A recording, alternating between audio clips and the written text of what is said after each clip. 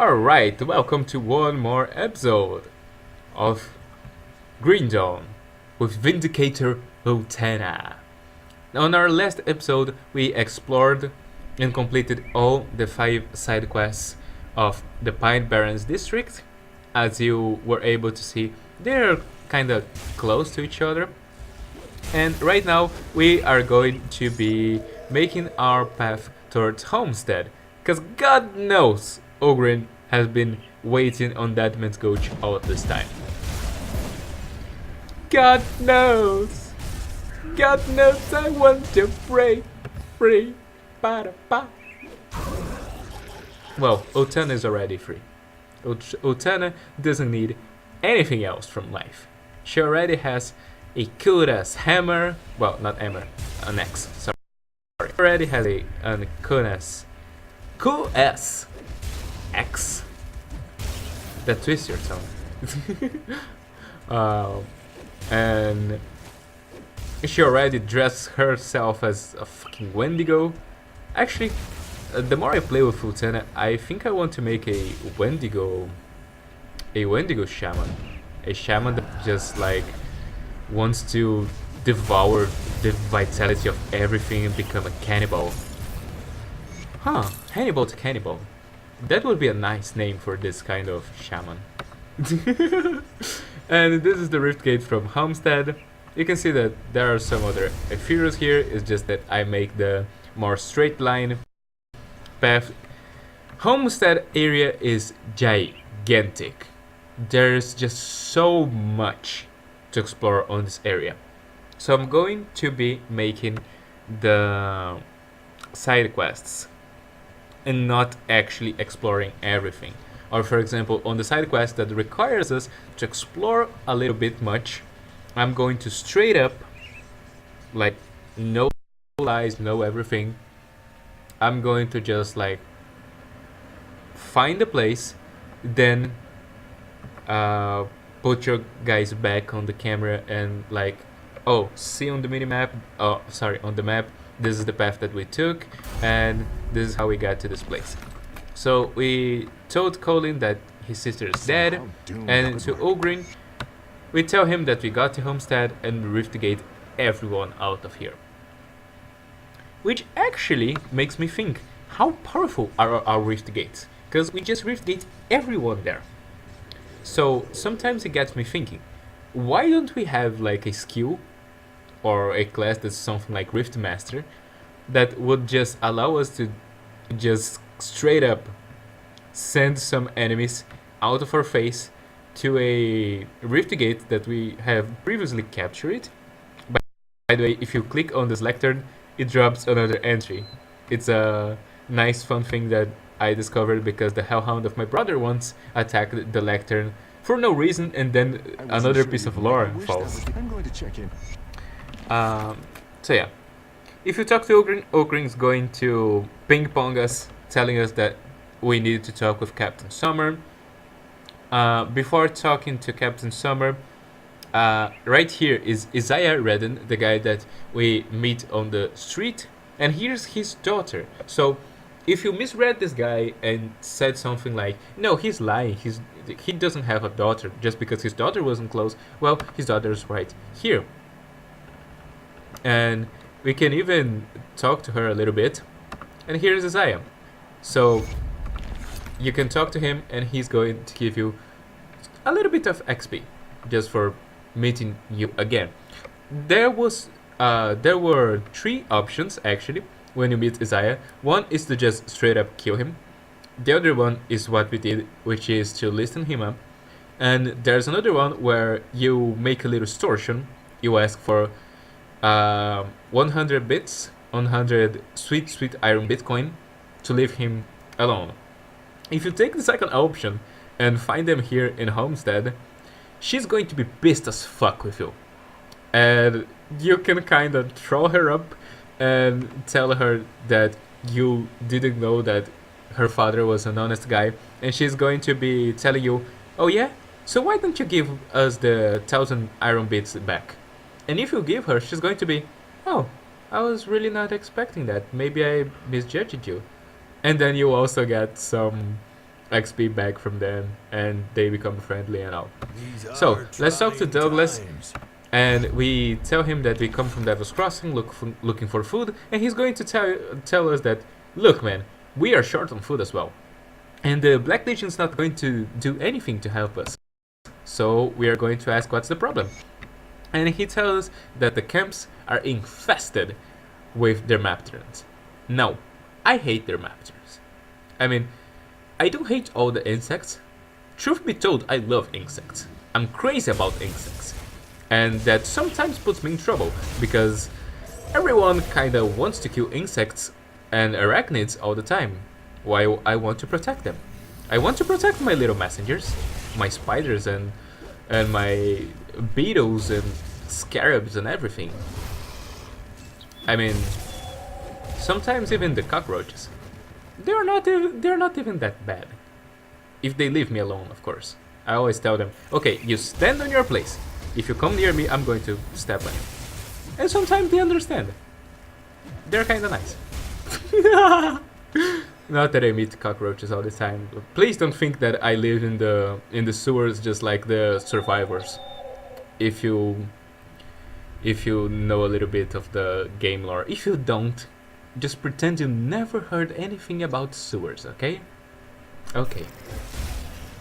So, we're just going into the stars on the minimap and killing these Dermapterans and like these clusters, which are their bags of eggs basically.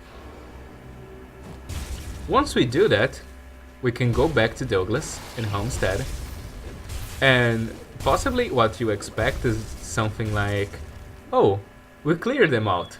Now we are going to get a nice chunk of XP for that, right? Well, let's see how that turns out. Any progress with the Dermapterans? I have cleared the fields, as you asked. 9,000! So it's kinda nice.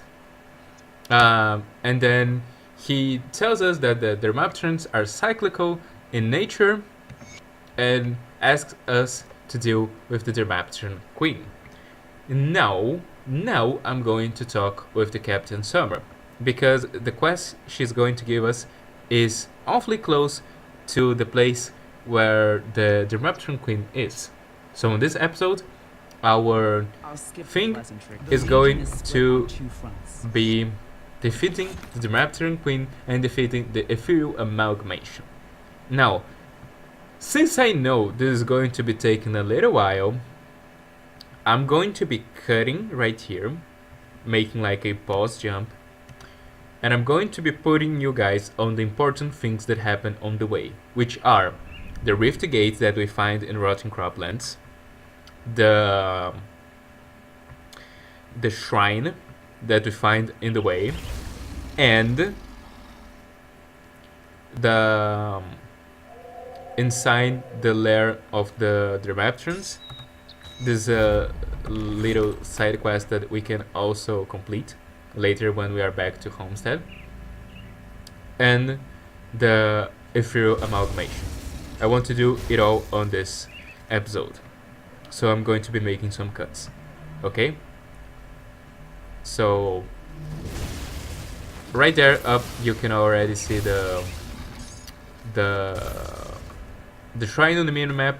Therefore, I'm not going to be making a cut right here, but you guys are warned that for the other parts, we are going to be making small cuts. So here's our shrine. We offer the mutagenic ichor, and it's done. So see you guys in a bit. So right here, if you look at the map, it was not that far actually, like the shrine is right here. You follow the main road because it's your religion. You take this turn because you don't want to be walking on pure ether. And right here we have the Rotten Croplands Rift. Now from here there's a little nifty trick. If you basically just go up right here, you're going to be finding the Queen's Nest, and you're going to be skipping a huge curve that happens like this, like a horseshoe on the main road. So see you guys in a bit. Right here you can see our screen shaking because something is attacking me while my map is open. If you cross right here, we are already in Gruesome Harvest, which is where the Aetherial Amalgamation is being built. So, as you can see, where a key here. I said a key, sorry. So our portal is right here. You just come, okay, a little bit more diagonally than I said, because there's a natural curve of the place, but it's like if you get kind of going to the north all the way, you're not going to be much further. I explore a lot down just to give you guys an idea. And right here is the cave entrance to the Royal Hive. Now the Royal Hive, I want to be recording a little bit here because there are some important things that happen on the Royal Hive. So I want you guys to take note, I guess. So the first thing is that you have to find here 2 bosses, which are the Grand Vizier Lusakaw and the Grand Vizier Inil. If you don't find these bosses, you can't actually get into the Queen's lair. This was not one of them, but I mean, let's be a little bit racist with the insects right now. They all just look the same. You can also see that there are some other pits inside of this place. These other pits are going to take us to other fabled places. So maybe I'm going to be showing you that in a second. So since there's a little bit to explore in this place, I'm going to be making a little cut and I'm going to be putting you guys back once I find the Viziers. So right here we have Grand Vizier in exile, and at his side was Lusakaw. Sometimes they are really separated from one another. So sometimes it's not going to be just this easy to find them. But once you do, they are going to drop their pheromone glands on the ground. You collect both and then you can traverse this door, the entrance to the Queen's lair. Because it's all chemical stuff, you know, to open the door. Once you do that on the first time, if you want to return here to be hunting down the Queen for, I don't know, reputation with Homestead, you don't actually have to hunt them both again. They're not even going to drop their glands anymore. By the way, this is the Queen, the Swarm Queen Ravna. Her first face is gone, and on her second face here, she's going to cut herself from the thing that, I mean, it's probably the egg sacs, you know, just so she can try to kill us. And I always found this interest, but we have a lot to read. The shield you get from her is actually her face. Like, we are using her head as a shield. It's kind of interesting.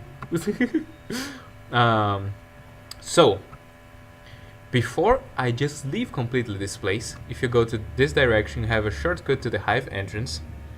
There's another place that I want to go here on the Royal Hive, and I'm going to be showing you guys in a second.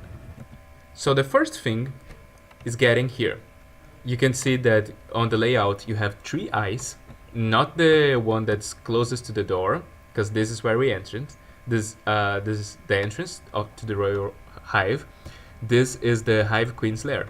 So on the middle here we have 2 eyes. It's not this one, it's this one, the one that's closest to the Hive Queen lair. This is the skittering den. Now, there's a little bit of place to explore and there's a lot that I want to include in this episode.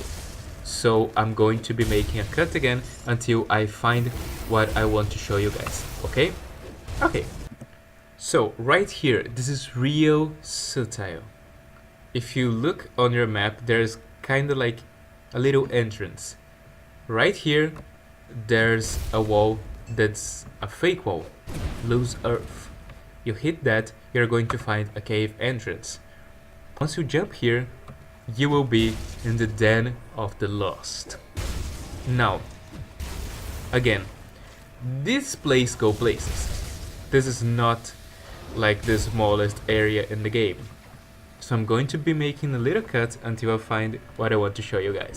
Right here, we have another shrine, a desecrated shrine. We're going to be clearing it.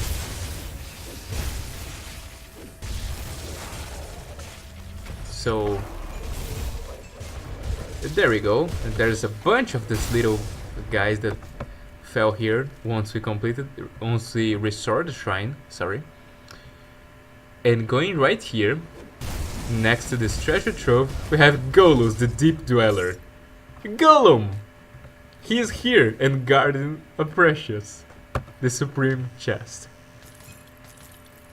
And that's kind of the secret deep inside the Den of the Lost. Actually, yeah, this place is not that big. I thought it was a little bit bigger. I just wanted to make sure I would not be wasting that much time of actual video right here. But it seems the place is not that big anyway. So I'm going to be cutting again, because as I told you guys, there's a lot that I want to happen on this episode. So we are outside on the Royal Hive, because as I told you guys, right here is already Gruesome Harvest, which is the place where we are going to be finding the Aetherial Amalgamation. So that's why I didn't open a rift gate or anything. Again, this place is not that big, but there's a lot of walking until we find the main place here. So I'm going to be meeting you guys in a second. I mean, as soon as I finish this boss, which was finishing like 3 strikes, so yeah, now I can go properly. So, here's the place that I wanted to show to you guys. Here we have some Aetherials, that's not anything new, but there are some cages. Inside those cages we can find trolls, on these cages at least. On these we can find rests of humans, like human remains. Some that were killed in the process of being caged. Even more trolls caged here. And you can think, okay, these cages were for turning people into Aetherials, right? Well, I want you to just kind of think a little bit about why the boss here would be called Aetherial Amalgamation. Because this guy that we completely, again, just demolished in a way that's completely, anticlimactic, was made of humans and thralls all fused together through the ether. Now, while I'm going to refill on items and maybe throw some things out, I'm going to be making a little cut because this episode is not going to finish here. There's one more thing I want to fit in this episode, okay? So, I'm back at the Rotten Cropland Rift. I'm going to be reading the Amalgamation text. I already clicked the other text, but this one is one we are going to be reading. The Amalgamation. Consensus is achieved. The sanctum of Homestead is to fall within the fortnight. With the herald making its steady approach from the north, nothing but conflagration in its wake, it falls upon me to render a force capable of assaulting the human stronghold from the west.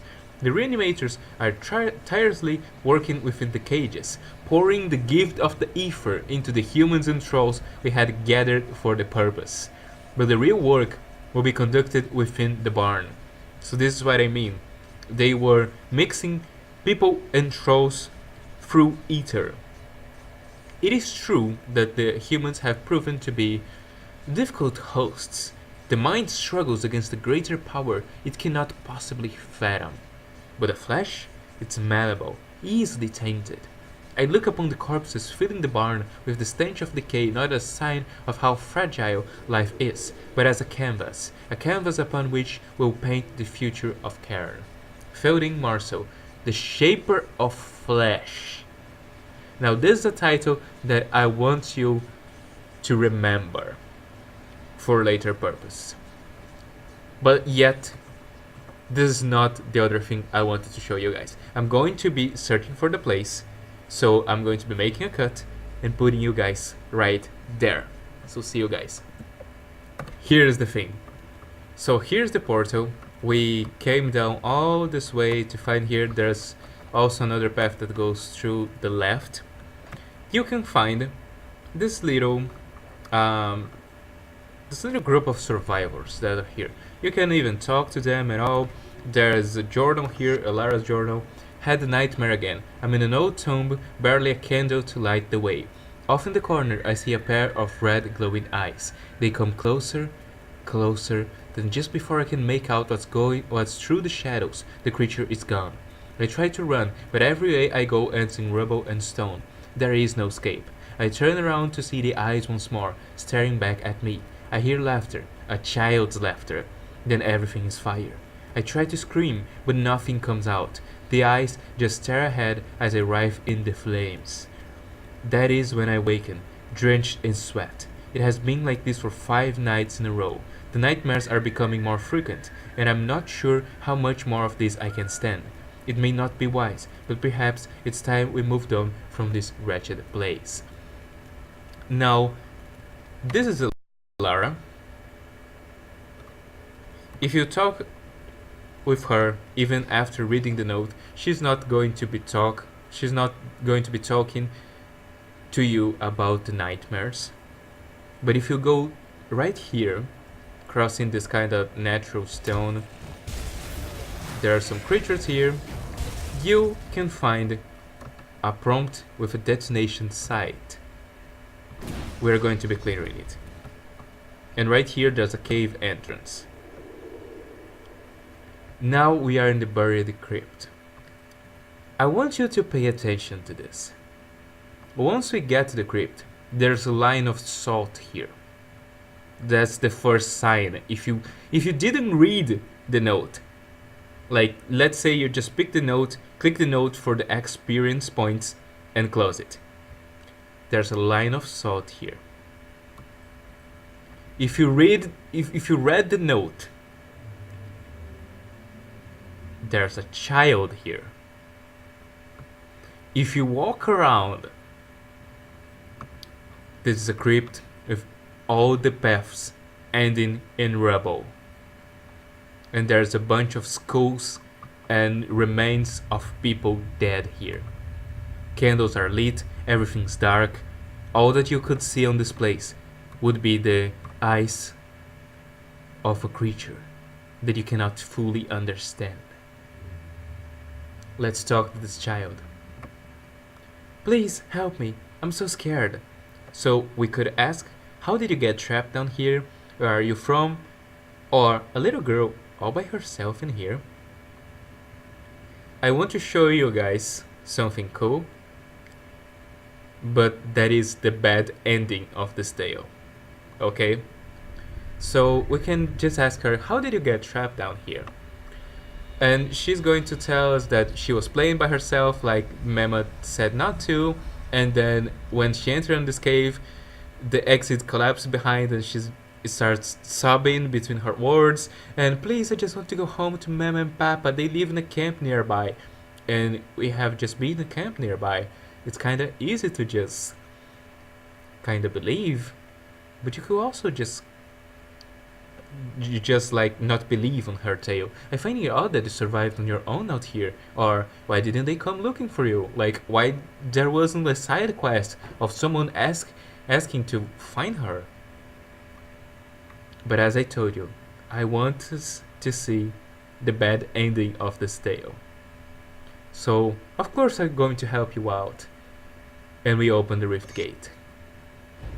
She disappears. Because we just opened the rift gate for her out of here.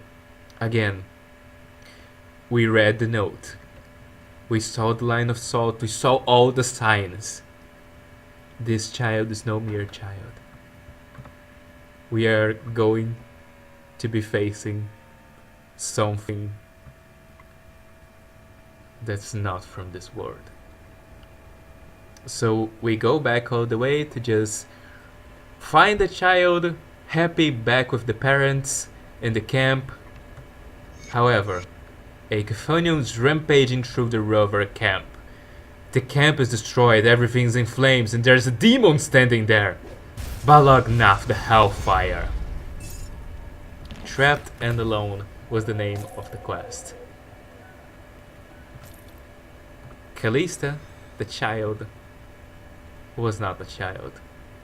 Callista was the demon in the dream, the demon from the nightmare, showing signs of where it was. Trying to lure someone stupid or skeptic enough to bring it out of the tomb so it could rain hell and chaos again. And if I'm not mistaken, this is like one of the first quests in the game where